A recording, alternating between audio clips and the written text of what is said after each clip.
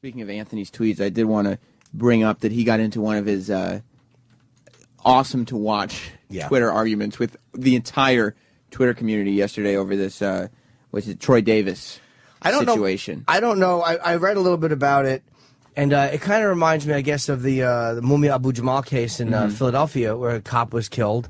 Black guys, accused or go to death row for it, and it becomes the cause celeb to get him off.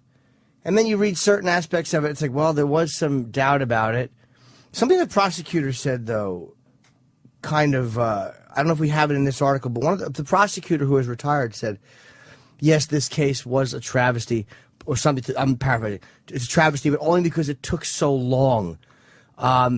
There's the presumption of innocence or something, but they took what appears to be a shadow of a doubt, and made it look like it was a shadow of a doubt. Like it was an impression of a shadow of a doubt, basically, she was saying. She was saying that he was absolutely guilty. Yeah, I mean, I was reading articles, because I didn't know much about it until yesterday, to tell you the truth, and I didn't see anything that was super compelling that he was innocent. Like, I guess there was doubt as to whether or not he was guilty. I think the lack of evidence. Was it? Like, was there not a lot of... well, I mean... Was the court case rushed along? No, it wasn't rushed along, but he was convicted mainly based on the testimony of 9 witnesses. All eyewitnesses, yeah. And, they never found the gun. They never, but there were shell casings that apparently matched, a gun that he was previously convicted for in a shooting. So... Well, did they arrest him on the spot, or did he run? No, he ran, and he turned himself in after the man who he says shot the cop went to the cops and said, no, Troy Davis did it. But who said it first? The other guy. So the other guy might have been out with Troy Davis. Yeah. They were together. Okay, so Troy Davis might have shot this guy, and the other guy... And then the other guy went to jail, and I'm not going to fucking because he realized, murder. Holy shit, what just happened? This guy just killed somebody, and then. But I guess. But over the years, like 7 of the 9 witnesses recanted their testimony. The eyewitness testimony is rough. And said that they were, they were coerced, and. I mean, you do try to get confessions that you want out of eyewitnesses, I guess, from time to time, but. It's a tough case. So the question is whether it was him or the guy he was with, because it had to be one of those. Other people say that, like, this other guy has, like, confessed to doing it, like, when he was drunk, and, It's a tough case. I mean, this guy, he wasn't a good guy, like, he'd been convicted on other stuff before. It's rough with the death penalty, because it'd be one thing if, like, okay, we'll leave him in jail for a while and just try, eventually something will happen, but when you got to kill a guy... Yeah, I don't know. You got to really make sure. Yeah, because they say it's like the argument is, well, if you know 100% that he did it, it's okay to kill him. But the court system has it built in where they feel they know something 100%, but then they can refuse new evidence. Like the Supreme Court did a weird thing with this one, where they actually gave him a chance to prove his innocence, which normally you don't have to prove your innocence; they have to prove, and it was a higher. I guess preponderance of evidence than. Well, it's tough to prove your innocence. It's a lot tougher to prove your innocence than to prove somebody's guilty. Well, they wanted more evidence to prove he was innocent, but the Supreme Court normally doesn't do that. Yeah, and I think he couldn't, or they didn't feel it was strong enough, so they sided with the prosecution. But this wasn't like the West Memphis 3 thing. Like everybody said they didn't do it. This wasn't that cut and dry. Yeah. It was or wasn't? No. It was not cut and dry. But it makes me hard. It's hard for me to be on the side of the death penalty. I mean, of course, a cop killer I think deserves to be put to death. Yeah. But I don't trust that we're 100% right. Well, yeah, because so many mistakes have been made. There's so many times that it's been proven that this guy really didn't do it. Oh, he's been in jail for 25 years and now he's being released. DNA gets a lot. Yeah. And the fucking fact that fuck prosecutors on some cases.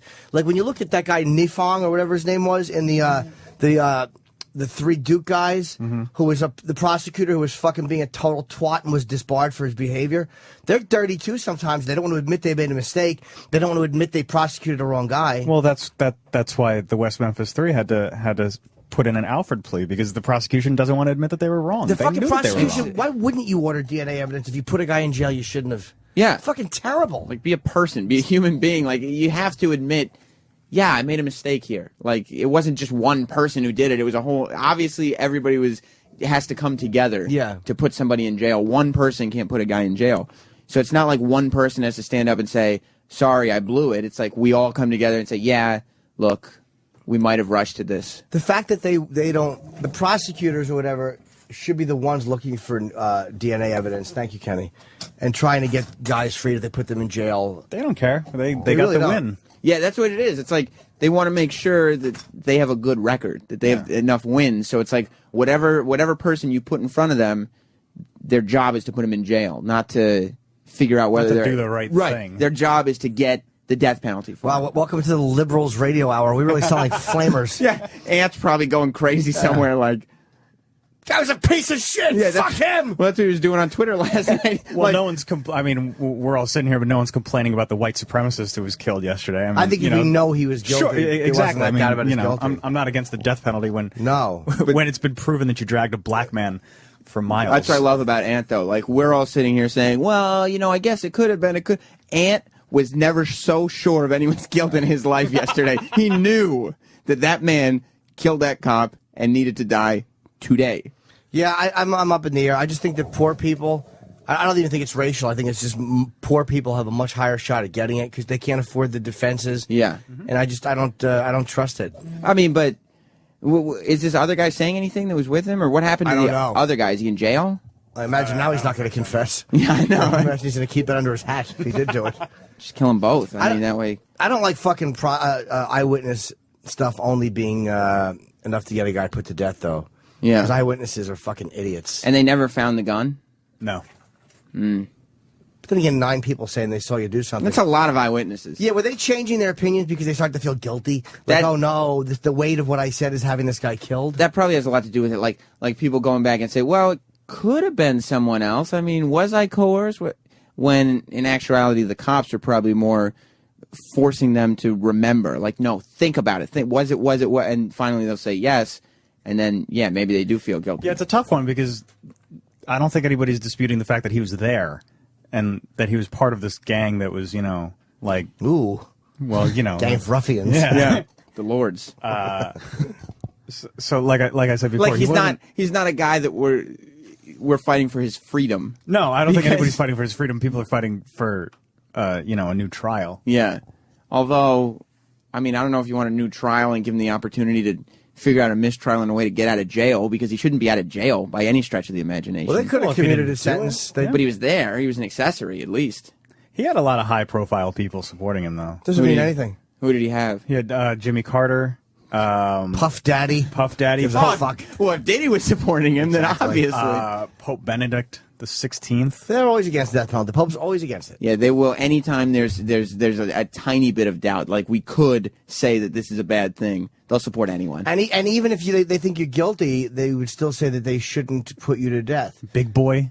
Big Boy from Outkast. Look, I think that maybe while Jim said that his opinion wasn't racially motivated, Diddy and Big Boy might have been somewhat racially motivated in this cause. Did they say that or no? They didn't say that. This is just my opinion. Yeah, you're probably right. But Big Boy from Outkast hasn't been known to be the most politically outspoken person in the past. They see a black guy being put to death and they want to stand up and Yeah, and there's an ounce of doubt. They're gonna be the guys to say, whoa, you know. doesn't mean anything. Who cares? Yeah. That sounds kind of shitty, but he wasn't a good guy. Yeah, I mean, he was like we said, he was at least an accessory to murder, if not a murderer. Wasn't he fucking pistol whipping a guy for a beer? Some homeless guy for a beer? That's Jesus. how it started. So he did, but he definitely did that. Well, the story goes that the man was pistol whipping this homeless man because they got into a fight about a beer. This off-duty police officer who was working as a security guard at a Burger King, so you know you're in a good neighborhood. Yeah. When you need a security guard at a Burger King. Yeah. No, that's never the sign of a good neighborhood. Oh. Literal Jim. Okay, good. Sorry. So the off-duty police officer comes over to try and break up the fight, and Troy Ends up Davis getting- allegedly. So, but Troy Davis definitely was the guy pistol whipping the homeless guy. That's what they say, but Okay, so that's whoever was pistol whipping the homeless guy shot the cop. Right, and then there's no fucking gun. What happened to the gun? What were you pistol whipping with? The back of your fucking never found the guy. the hard part of your thumb? This is like Clue. Yeah, it's really exciting. Yeah, There the wasn't- intrigue. Yes. There must Colonel have been a Troy gun there. with the if someone gun was in the shot. piss-stained alley. Yeah. Brian wants to say something. I don't know where he's from. Brian, you're on the Opie and Anthony show, as it were. Yes.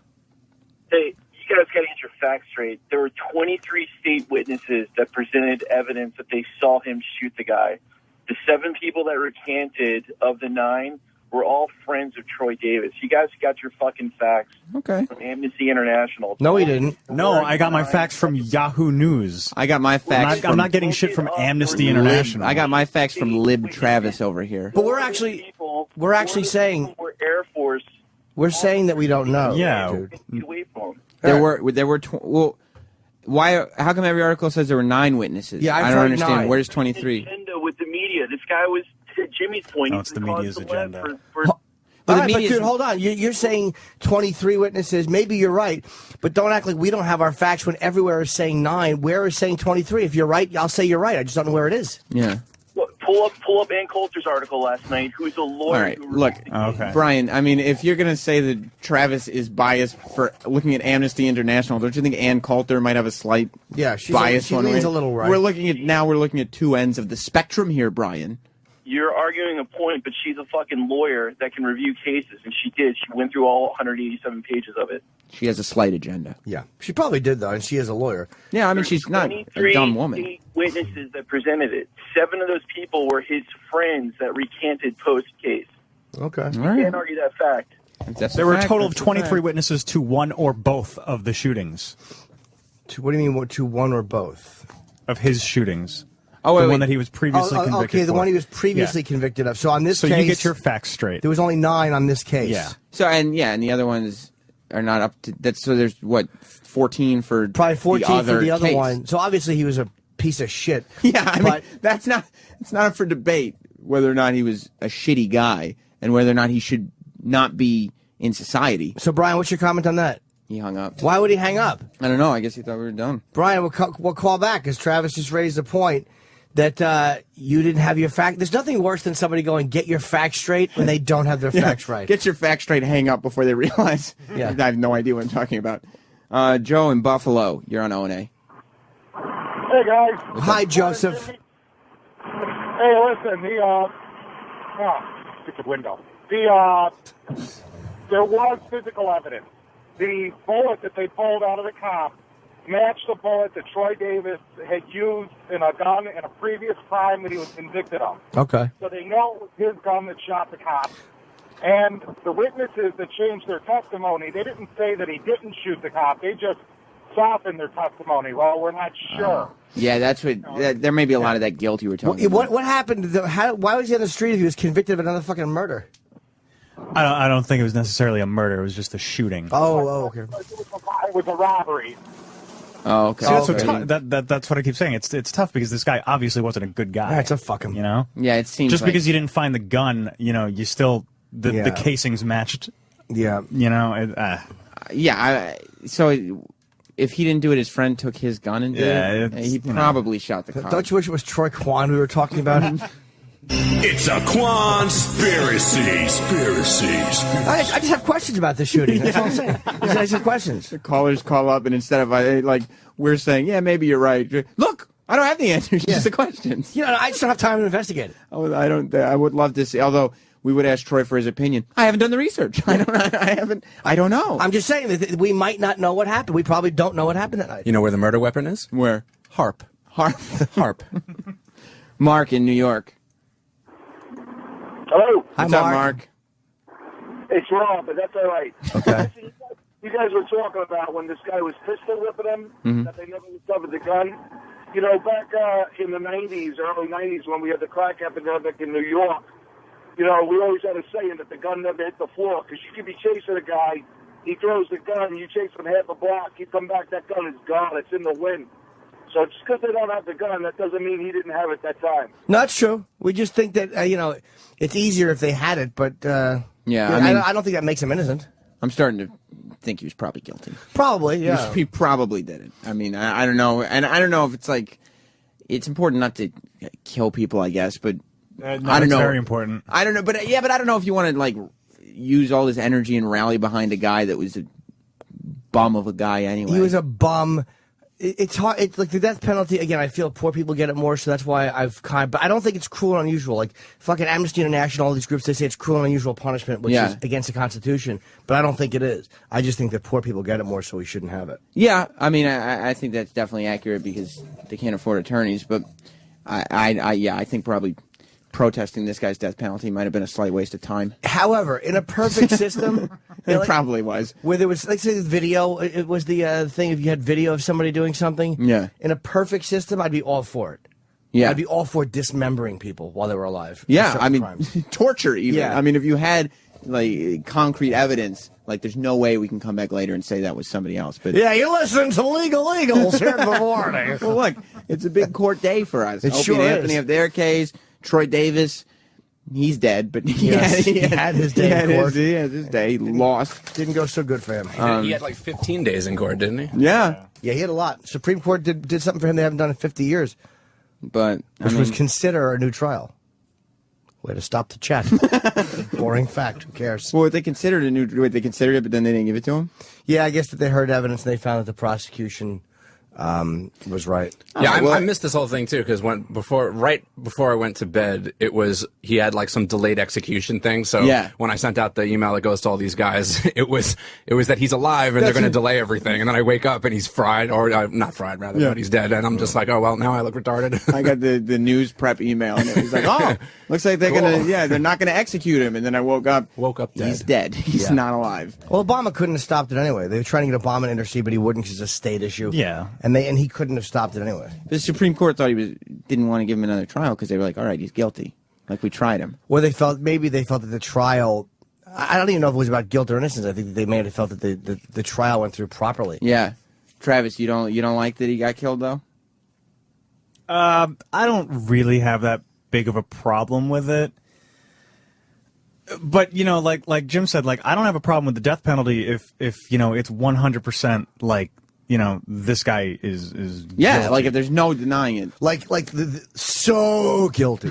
Right. Yes. Well, Travis was a big West Memphis 3 defender for as long as I can remember. I still am. Because he killed the kids. Exactly. There's no way that they did that. Yay. So, there have been cases like the West Memphis 3 where it's been proved that there are just, terrible injustices that happen. But, I mean, there's obviously more evidence that Troy Davis was a bad person. I would have been so happy if the West Memphis 3 got out of jail and said, we did stupid documentary makers. Oh, Eddie Vedder. Yeah, we got you, stupid. We did it. We killed those kids. Like, I don't know why Mumia is a big in Philly. Mumia, it's with a C. I've looked at the Mumia Abu Jamal case, but I've never read it in depth. But I don't know why people are so. I think he did get kind of a shitty trial. There's a couple of things that I read I didn't like, but I still think he did it. It's really.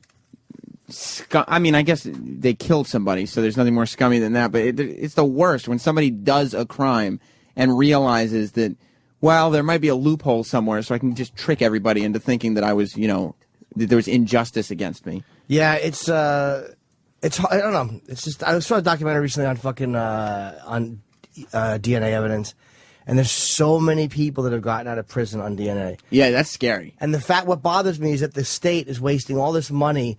When what they should be doing is if you're in jail and there was any doubt for a rapist or a murderer or a pedophile, and DNA can help you, any prosecutor that fights DNA evidence, and I know some fucking dickhead convicts will use it just to drag things out and delay it, but any prosecutor that fights DNA evidence in a case like this should just be fucking thrown off the prosecution force, or whatever it is.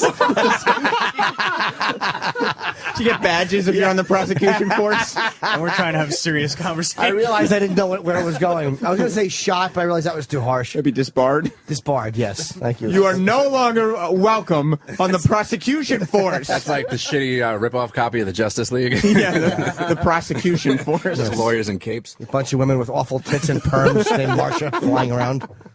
Rob in New Jersey. Hey, what's going on, guys? Hello? Can you hear me? Yes, sir.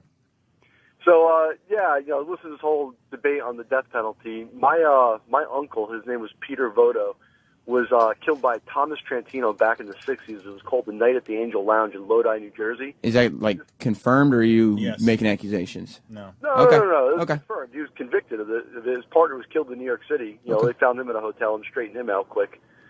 But this friggin' animal, you know, he gets a death penalty. Then all of a sudden New Jersey overturns the death penalty and says, okay, you know, no, life imprisonment. And then they let him out on parole. So explain that. Well, they should have had life without parole. Yeah. That's the life without parole, was that an option when that was done? Yeah. Oh, I don't know why they got parole. How can you go from death penalty to having a paroled sentence? I don't know. Like, so he only got out because they did away with the death penalty, not because there was new evidence. On death row, then they converted his sentence to life imprisonment, and they put him not even in a jail cell. He was in a friggin'. I mean, if you look up, there's actually video. Like, he did videos. He wrote a book, and they put him in like a camper or some kind of mobile home on the jail and shit. You know, he married his lawyer. Oh my! So he had a happy life. Yeah, that's sickening. I mean, I'm not talking about that. How long did he do? Yeah, 3 months. He was in jail for like 30-something years. I mean, he's like 67 years old now. I mean, I got a good mind to just go find him and take care of business for my family. But no, he still should just die in jail, though. I mean, if you kill somebody, you should die in jail. Yeah, and I mean, it's not that he killed him like a friggin' firefight. Like, he jumped the cops coming into a bar, took their guns, pistol whipped them, stripped them down their underwear, and shot them in the back of the head. Jesus. And now he's writing books. How do you beat up 2 cops and take their guns? How the fuck? One cop was a rookie. They were responding to a noise complaint, and it turned out that they been high on drugs, the 2 criminals, and they had stole some money from the mob or some crap, and so the rookie was outside, and my uncle went into the police into the bar, and they were behind the door. So when they came into the bar, they got him from behind. The rookie went in without no weapon, came back out, called for backup, went back in to help his partner, and he killed both cops. Oh, he killed 2 cops. 2 cops, yeah. Oh my God. Yeah, when you hear a case like that, on a moral level, I firmly believe those guys should both just be shot in the fucking head for doing that immediately. Like, yeah, my argument against death penalty is not about not thinking it's right. It's just I just don't trust our system enough to know that only guilty people will get it. I agree. You know, and especially from 20, 30 years ago, people have been on death row for 10, 15 years. Yeah, okay, fine. Maybe convert their sentence to life imprisonment, whatever it costs, and make them sit there and rot. If the prosecutions were going out in the cases where it's a little iffy and actually being the ones fighting to get DNA to make sure, I would have a lot more faith in it. Like if the state was making 100% sure that they hadn't fucked up in the past. Yeah. But when they're fighting things like the Memphis 3 because the prosecutors don't want to look bad, it's hard to have faith in their judgment. I think you just called them prosecutions. Did I? Yep. Well, I like to pluralize. Did I call them prosecutions or what they have done was prosecutions? Oh, I don't know. Maybe. Oh, exactly. No, I didn't. I probably fucked up. Well, E-Rock, could you go back and get that, please? We have to make sure if a mistake was made on this program. One of us just made a mistake. One of us made a mistake. We have to find out who did it.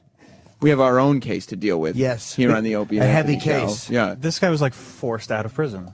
I'm reading about this guy that he just called in. A 3-member panel of the New Jersey Superior Court ordered the Department of Corrections in June 2000 to release Trantino within 30 days and to immediately transfer him to a halfway house on the basis of their finding that the parole board's decisions in the case were unreasonable. So unreasonable. He killed 2 cops. Yeah. It was unreasonable, and they had a weapon. A conviction, confession, everything, and it was unreasonable to keep him in jail. In its ruling, the court stated that he had satisfied the terms of release and did not pose a danger to commit any further crimes once paroled. Now look up what he did 5 years, like 3-4 years ago, when he beat the shit out of his girlfriend. Oh, Jesus Christ! Well, he was better though. I thought he was all fixed. Yeah, no, that can't be true because that's that's legal nonsense. I guarantee that's just legality because the terms of life in prison were probably X amount of years to life, and he probably had offended in jail, so they probably had to let him go. Not saying it's right. Well, he was. She got life without parole. His sentence was commuted to a single life sentence. He was eligible for parole in '77 after serving 15 years in jail. When did he get out? 2002. After 2000. Wow, okay. Yeah. All right. Somewhere in there. All right, thanks, man. 2002. Yeah, thanks wow. a lot. This is you guy's a piece of shit. Yeah. Do you want to see? And he didn't go quietly away. Then he got arrested again for beating the crap out of his girlfriend. I don't know what the hell happened. I thought he was rehabilitated. Yeah, I think he's fine. Well, anytime, let's be honest here. Anytime someone beats their girlfriend, it's wrong. But I always want to know what she was saying first. Right, like what did she do to cause this? Let's not jump to conclusions. Thanks, Rob. She's talking during the game? Yeah. All right. You want to see who made the mistake? Eric's got the clip. Of course he does. If the prosecutions were going out in the cases, I made the mistake. Yes, yes. If the prosecutions, they're called the prosecution force. I'm not used to talking this early, this much. Yeah. I usually get going at like fucking 8 o'clock when I have my coffee. I wake up. Yeah. Boom. You know what, dude? Boom. You got your eggs, your coffee, your mind goes, boom, dude. Open and talk. You just relax. Boom. Rocco. Fucking idiots on Metafest. Farting up a storm. This guy's a piece of shit. Who, Rocco? You didn't even talk to him. Piece of shit. Bob? This guy, Trentino. Hello? Oh, the guy who just... Yeah, hang on a sec, Rocco. The guy that... I'm reading about when he was released from jail again after beating his girlfriend. Yeah. And he's released, but he was still... He was released... Wait, he went back to jail, and then he was released again. Yeah. Oh. But he was still a little cranky, complaining that he cannot shake the cop killer label he carries for the murder of 2 police officers 41 years ago. Oh, my... I just can't shake this. Just, you know... One-hit wonder, I guess. Rocco. All right, do you guys think that if he got life in jail and he actually wanted to get, executed, he should get executed? Like, what do you think the worst penalty? Like when guys who want it's like guys who want castration, pedophiles. Mm-hmm. It's hard to say because a part of me thinks yes, and a part of me thinks like you can't do suicide by cop and you can't do suicide by state. I don't know. It's a tough question. I never thought of it. Yeah, I mean, I guess you have because you can't go case by case every single time. You have to. I mean, I would think there might Some be one. people would rather just be killed. Yeah, but I think you have to just deal with that to kill the people who need to be killed. And lawyer men's might not allow that to happen. Yeah, and lawyer men's and prison peoples might fight that. I don't know. There's an Indian, Andrew the Indian, who wants to tell us about the old Indian way of handling. And by the way, they won't let you hang yourself, and they take your shoelaces. The state has a certain responsibility for you once you're in incarceration. This way they can't kill you and blame it on suicide. Yeah, but I've seen Oz, and I know they can get around that. I know, me too. Remember out of BC? Whose stick didn't get hard when he walked in the room and challenged you? Yeah, exactly, with his shirt off and his hand down his trousers. Oh, my fucking God. If I only knew he'd be on the plane on Lost, I know I'd have taken a trip. Andrew the Indian, you're on the show. Yeah, how we doing, boys? Hey. Yeah, this, that's the other. But listen, old WNEW, what I got to say is when there was something like this happening in the tribe back in the day, people were just, that's it. They were just left. Put them out on the edge of the camp, get the fuck out of here. Just step away. I'd take that over life in prison. That sounds much better. Like, okay, you have somewhere. Yeah, you have to leave Westchester. You got to leave. You got to leave anything, what you're used to, you're out. You're finished. End of story. I don't want to see you anymore. We don't want to see you anymore. You're away from everybody that held you dear. Tough break. We thought it was going to be a harsh, like, fucking apocalypto type treatment. It's just go away now. Don't come back, you. We're way better at punishing people. Jimmy, check it out. When there was a divorce, if the wife wanted to move her old man out, she just put his moccasins outside the teepee. No jokes. But if he wanted to get rid of her, he could cut her nose off, cut the tip of her nose off. End of story, bitch. Get the fuck out of here. Yeah, but then how would she smell things? I don't know. I love the enthusiasm of Andrew, who's telling these like stories that he's giving an example of the death penalty that's much easier than ours, but he's telling it in a way to make it sound like it's this mega thing. Like, they made him leave. They couldn't come back. Yeah, he's saying with enthusiasm and muster. On the Patrice tip, why? My question is, why are the cops always right? Why is the state always right? They're not. Maybe Mumia wasn't wrong. Maybe, who knows, man? We're all fucked up. But anyway, Patrice, I love you. Jimmy, I love Patrice you. is not here, sir. Yes, he is. I'm Patrice O'Neill. I know he's not there, but still, I love him. Okay. I love Patrice as well, but I love him more when he's here, not when he's a fucking mist in the air and a memory. You don't love him enough to just randomly say, you know who I love? Yeah, I like to thank him in the middle of real conversations I'm having about other things. That was a funny example, though. Like, their death penalty sucks, the Indians, but they have a horrible way of dealing with, like, any type of domestic dispute. Like, if you kill people, they just go, now, don't look at this anymore. Yeah. But if you fucking talk while the game is on, your husband can cut your clit off and soccer kick it. Beautiful society. Yeah, but thank you. Same joke twice. It's funny. Will in Houston. Will in Houston. What's he Will in Houston to do? They get a problem with something? I just wanted to call up and tell you guys about Robert Durst, the guy, the real estate mogul's son in Galveston, who admitted in court to dismembering his victim with a paring knife, 2 saws, and an axe, and he got off on self-defense. Well, what were they coming at him with? I think capital. I don't know what the murder charges were, but yeah, they were trying to convict him of murder, and he got off on self-defense after admitting in court dismembering the guy. Well, maybe he was in a lot of danger. Maybe he killed him in panic, or maybe that guy's limbs were jostling around. Exactly. Yeah, I don't know. You don't know. You check your facts, Will. It might be an easier defense when you can hire the best defense attorney, and your dad's a giant real estate mogul worth billions of dollars. It could be, but it helps. Could be what Jim said too. You don't know. Yeah. Thank you, Will. The more money you have, the more you can spend. Good point, Jim. But I mean, it's not always the most expensive lawyer that's going to do the trick. For instance, today, Club Soda Kenny. Yes, right. He's going to be the guy who goes into that He'll courtroom. be the dumbest lawyer. Yes. Club Soda Kenny's going to go in because the reason Opie and Anthony aren't here, as if you're just tuning in. Yes, they're both dead. It's very sad. Yeah. They're found in a lover's tryst together in a vehicle.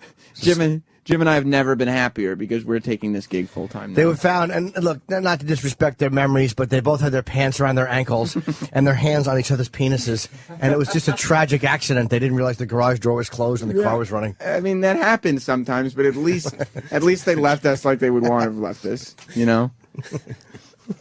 Just tugging each other's puds. Tragic edging accident. Yeah, they said that Anthony was found with his head against the window and his hands up in the slow down motion. He was apparently telling Ope to slow down.